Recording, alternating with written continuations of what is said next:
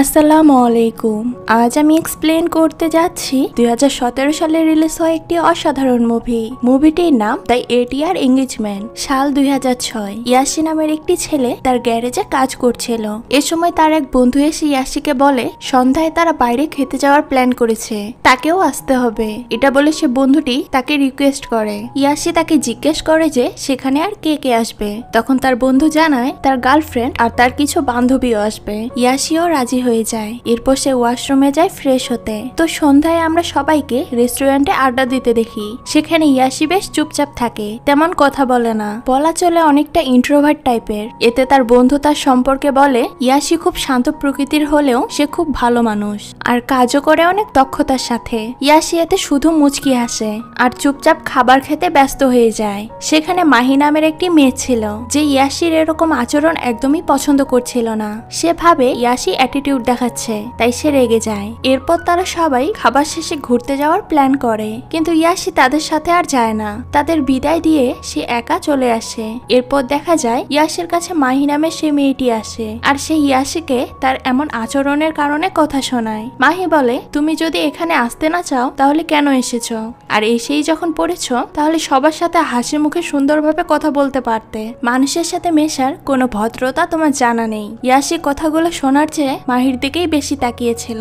এরপর নিজেকে সামলে নিয়ে সে বলে আমার আসলে পেটে ব্যথা করছিল, তাই চুপচাপ ছিলাম। এরপর মাহি তার আচরণের জন্য ক্ষমা চায় আর ইয়াসির জন্য সে হট ওয়াটার ব্যাগ এনে দেয়। এতে তার ব্যথা কিছুটা উপশম হবে। আর মাহির এমন ব্যবহারে সে বেশ ইমপ্রেস হয়ে যায় আর মুচকি হেসে তাকে ধন্যবাদ জানায়। এটাই তাদের প্রথম দেখা, যেটা কিছুটা ভুল বোঝাবুঝি থেকেই শুরু হয়ে যায়। পরের দিন মাহি আসে ইয়াসির গ্যারেজে, অর্থাৎ ইয়াসি যেখানে কাজ করে সেই জায়গায়। এরপর দুজনে মিলে ঘুরতে বের হয়। তারা বিভিন্ন জায়গায় ঘুরে, রেস্টুরেন্টে খাওয়া দাওয়া করে আর দিনে দিনে তাদের বন্ধুত্ব এভাবেই বাড়তে শুরু করে আর তাদের সম্পর্কের গভীরতাও বাড়ে। এদিকে মাহি একটা রেস্টুরেন্টে কাজ করে, তাই ইয়াসি যখন তার সাথে দেখা করতে যায় তখন মাহি লুকিয়ে লুকিয়ে ভালো ভালো আইটেমগুলো তাকে খেতে দেয়, যেটা কিনা আবার ফ্রিতে। মাহি বেশ প্রাণবন্ত একটা মেয়ে যে কিনা তার জীবন উপভোগ করতে চায় প্রাণ খুলে। আর ইয়াসি একটু শান্ত ও গম্ভীর স্বভাবের, মানে দুজনেই দুজনের বিপরীত চরিত্রের। আস্তে আস্তে তারা একে অপরকে পছন্দ করতে শুরু করে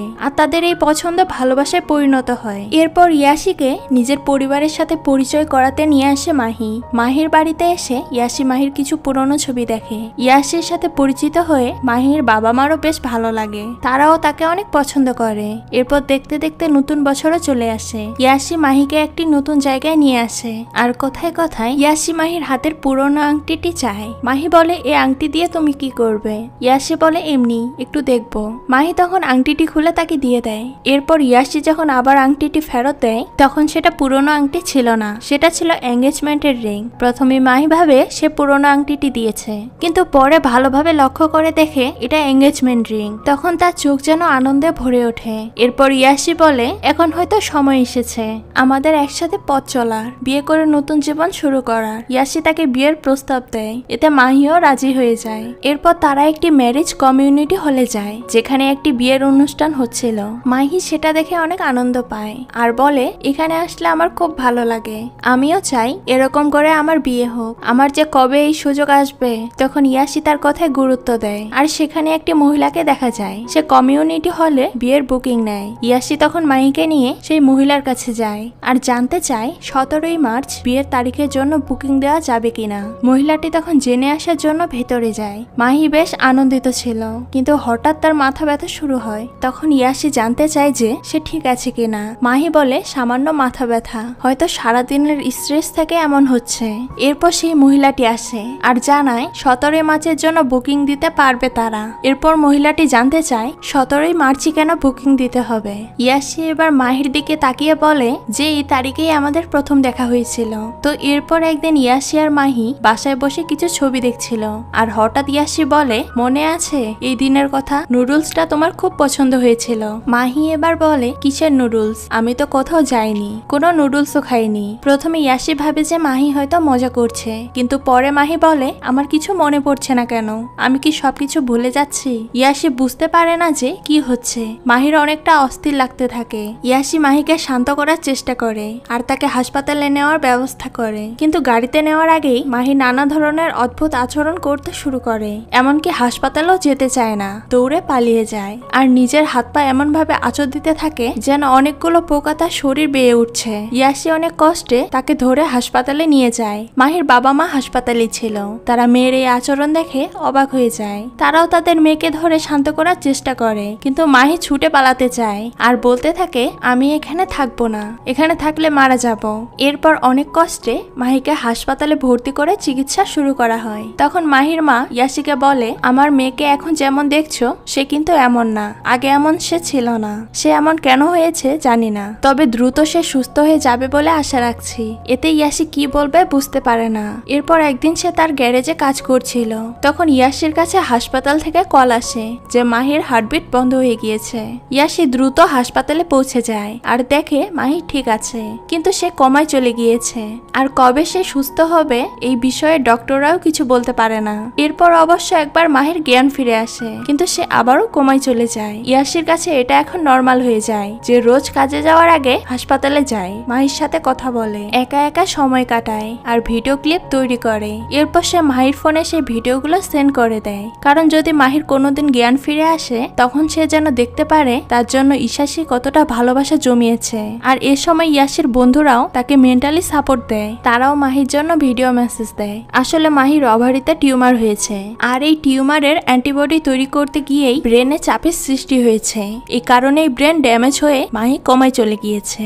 এরপর ইশাসি ম্যারেজ কমিউনিটি সেন্টারে যায় আর সেই মহিলার সাথে কথা বলে বিয়ের তারিখ পিছিয়ে দেয়। সে এটা একেবারেই ক্যান্সেল করতে চায় না, কারণ মাহির জ্ঞান ফিরলে সে যদি জানতে পারে ইশাসি এটা ক্যান্সেল করে দিয়েছে তাহলে মাহি কষ্ট পাবে। তাই সে চায় সামনের বছরে 17 মার্চ বিয়ের জন্য বুকিং দিতে।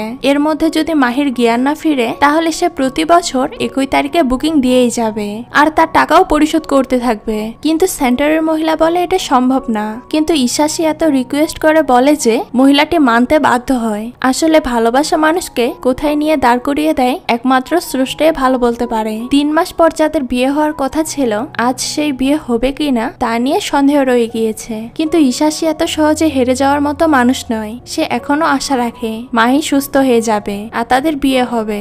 ইশাসি তার ছোট বড় সকল কাজের স্মৃতির ছবি তোলে, রেকর্ড করে মাহির ফোনে সেন্ড করতে থাকে।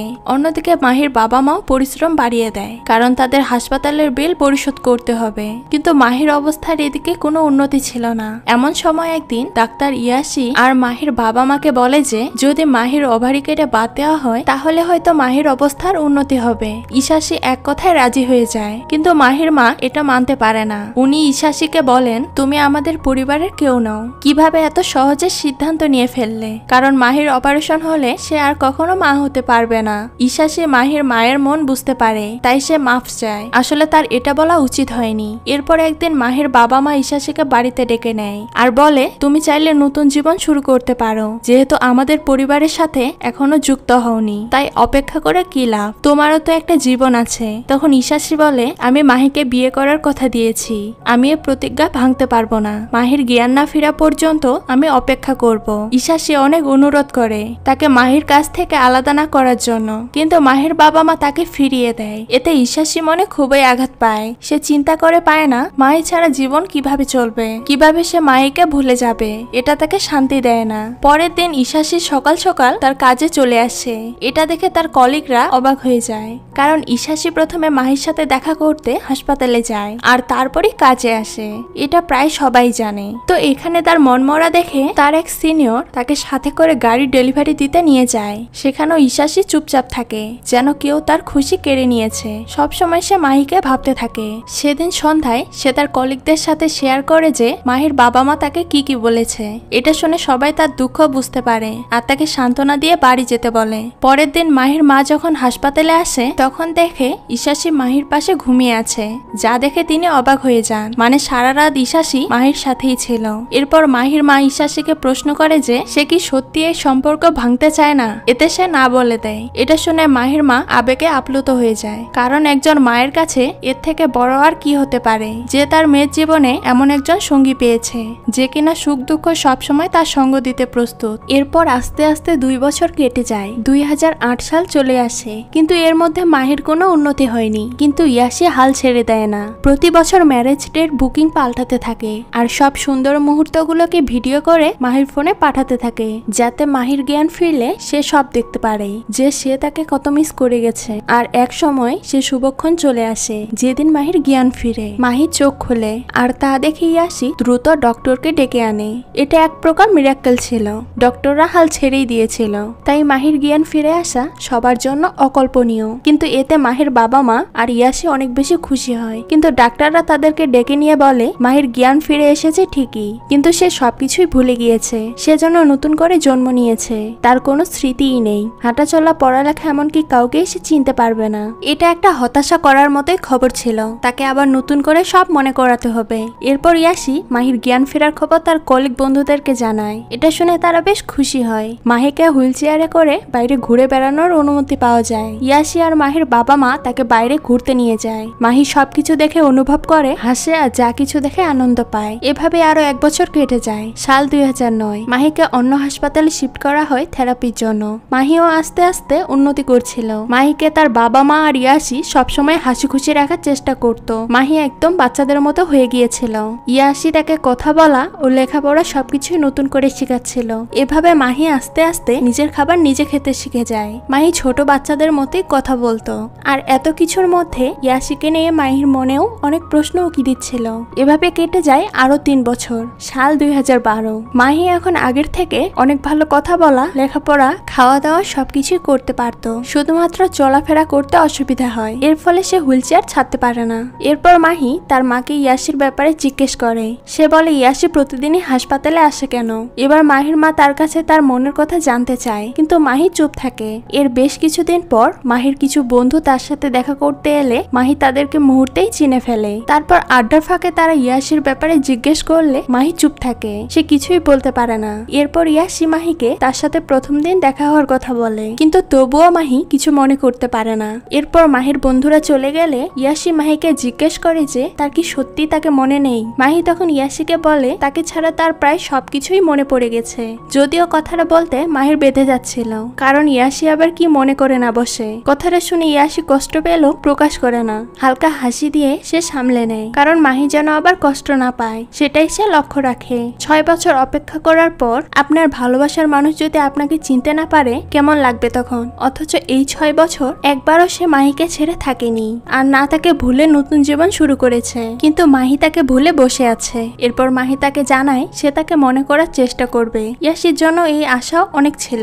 ইয়াসি মাহিকে সব খুলে বলে। তাদের প্রথম দেখা, ঘোরাঘুরি, কাটানোর সময়, রেস্টুরেন্টে খাওয়া দাওয়া সবকিছুই গুছিয়ে বলে। আর মাহি সেটা নোট করে লিখে রাখে। এরপর মাহি তার মায়ের সাথে সেই সব জায়গায় যায় যেখানে সে ইয়াসির সাথে গিয়েছিল, কিন্তু কিছুই তার মনে পড়ে না। এরপর মাহির মা তাকে হাসপাতালে ফিরে যেতে বলে, কারণ বেশিক্ষণ বাইরে থাকা যাবে না। মাহি তখন বলে সে ইয়াসির বাড়ি যাবে, কিন্তু তার মা তাকে আরেকদিন নিয়ে যাওয়ার কথা বলে। সেদিন সারা রাত ইয়াসিকে নিয়ে সে ভাবতে থাকে, কিন্তু কোনোভাবেই সে মনে করতে পারে না। এজন্য পরের দিন একা একাই সে ইয়াসির বাড়ির উদ্দেশ্যে রওনা দেয়। এদিকে ইয়াসি যখন জানতে পারে মাহি একাই বেরিয়ে গিয়েছে হাসপাতাল থেকে, তখন সে পাগলের মতো এদিক সেদিক ছুটতে থাকে।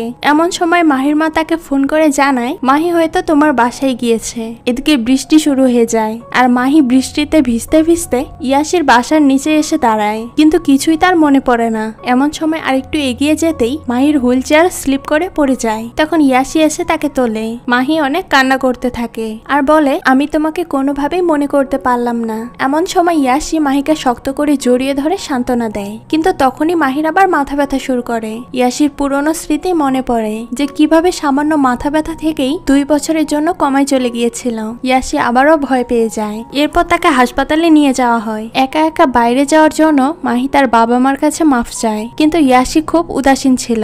এরপরের দিন ইয়াসি মাহিকে সেই জায়গায় নিয়ে যায় যেখানে মাহিকে সে বিয়ের প্রস্তাব দিয়েছিল, কিন্তু এবারও মাহির কিছুই মনে পড়ে না। ইয়াসি এবার ভিন্ন কথা বলে। সে বলে 2 বছর পর যখন তোমার জ্ঞান ফিরে আসে তখন আমি অনেক খুশি হই, কিন্তু বুঝতে পারিনি আমার কাছে তুমি পরিচিত হলেও তোমার কাছে আমি নতুন। আমি এখন চাই তুমি নিজের মতো করে নিজের লাইফ শুরু করো, কারণ তুমি এখন একটা গভীর ধাক্কা থেকে উঠেছো। তাই আমি চাই না আমার জন্য আবারও তোমার ট্রমার সৃষ্টি হোক। তাই আজকের পরে আমি তোমার সাথে আর দেখা করতে আসবো না। কথাগুলো বলার সময় ইয়াসির মুখে হাসি লেগেছিল, কিন্তু ভিতরে ভিতরে সে অনেক ভেঙে গিয়েছিল।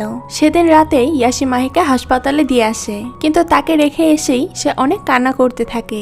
এমনকি এরপর সে শহর ছেড়ে চলে যায় অন্য কোথাও, যেখানে সে আগে একবার গিয়েছিল। এখানে সে এই জন্য জন্য আসে যাতে মাহি তাকে আর খুঁজে না পায়। এরপর মাহি তার বাড়িতে আসে আর তার ফোনটি দেখতে পায়, কিন্তু পাসওয়ার্ড সে মনে করতে পারে না, আর এই জন্য মোবাইলে আসা SMS গুলো সে পড়তে পারে না। দেখতে দেখতে আরো 2 বছর কেটে যায়। সাল 2014। মাহি এখন ফিজিওথেরাপির মাধ্যমে অনেক উন্নতি করেছে। অন্যদিকে ইয়াসি দূরে গিয়েও সবসময় মাহির চিন্তায় হারিয়ে যায়। এরপর ডাক্তার একদিন মাহি আর তার মাকে ডেকে বলে মাহি এখন অনেকটাই সুস্থ আর সে চাইলেই এখন সংসারের জন্য প্ল্যান করতে পারে, কারণ অপারেশনের সময় মাহির ওভারি মাহির মা প্রেজার বোর্ড করে রেখেছিল। এসব শুনে মাহি তার মাকে অনেক কৃতজ্ঞতা জানায়, কারণ তার মা তার জন্য এত কিছু করেছে। এরপর তার মায়ের সাথে সে একটি শপিং মলে যায় আর সেখান থেকে সেই কমিউনিটি সেন্টার দেখা যায়। মাহি অবাক হয়ে সেদিকেই তাকিয়েছিল। তখন সেই মহিলাটি বের হয় আর মাহিকে দেখেই সে চিনে ফেলে। এরপর সে মাহিকে ভিতরে নিয়ে বসায় আর ইয়াসির বুকিং এর ব্যাপারে বলে এখনো সেই তারিখ বুকিং অবস্থায় আছে। তখন সে মাহিকে মনে করে পাসওয়ার্ড দেয় আর সাথে সাথেই মোবাইলের লক খুলে যায়। আর মাহি ইয়াসির আসা প্রতিটি মেসেজ দেখে অবাক হয়ে যায়। ইয়াসির ভালোবাসা এবং ত্যাগ একদিনের জন্য কমে যায়নি। এরপর মাহি ইয়াসির বর্তমান প্লেসে যায় আর পথে সেই ভিডিওগুলো দেখে আর মনে মনে গর্ববোধ করে, কারণ ইয়াসি অনেক ত্যাগ, অপেক্ষা, ভালোবাসা নিয়ে মাহির পাশেই ছিল। এরপর যখন সে তার সামনে যায় তখন ইয়াসি অপলূপ দৃষ্টিতে চেয়ে থাকে। মাহি তখন বলে এত কিছুর জন্য ধন্যবাদ। আমার মনে হয় তোমার জন্য স্মৃতি মনে না থাকলেও আমি নতুন করে আবার তোমার প্রেমে পড়ে গিয়েছি। আর এদিকে ইয়াসি তো ভালোবেসেই আসছে। টানা 8 বছর পরে আবারও একে অপরকে পেয়েছে। মাহির পুরনো স্মৃতি না থাকলেও সে এখন নতুন স্মৃতি তো বানাতেই পারে। এরপর আসে বিয়ের সে শুভ দিন। বিয়ের পোশাক পরে তাদের খুব সুন্দর লাগছিল। সবাই বেশ খুশি। আর কেনই বা হবে না, কারণ 8 বছর পরে আবারও সবকিছু ঠিক হয়ে গিয়েছে। তারা এক হয়েছে। মাহি আস্তে আস্তে হুইল চেয়ারে করে আসে।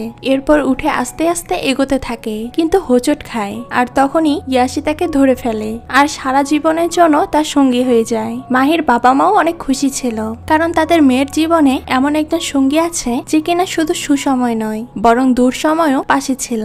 বাবা মায়ের যা চাওয়ার থাকে তারা তাই পেয়েছে। আর এই সুন্দর মুহূর্তের মধ্য দিয়েই এই মুভিটি এখানেই শেষ হয়ে যায়। তো এই মুভিটি আপনাদের কাছে কেমন লেগেছে সেটা কিন্তু অবশ্যই কমেন্ট করে জানাবেন। আজকে এই পর্যন্তই, দেখা হচ্ছে নতুন কোনো ভিডিওতে।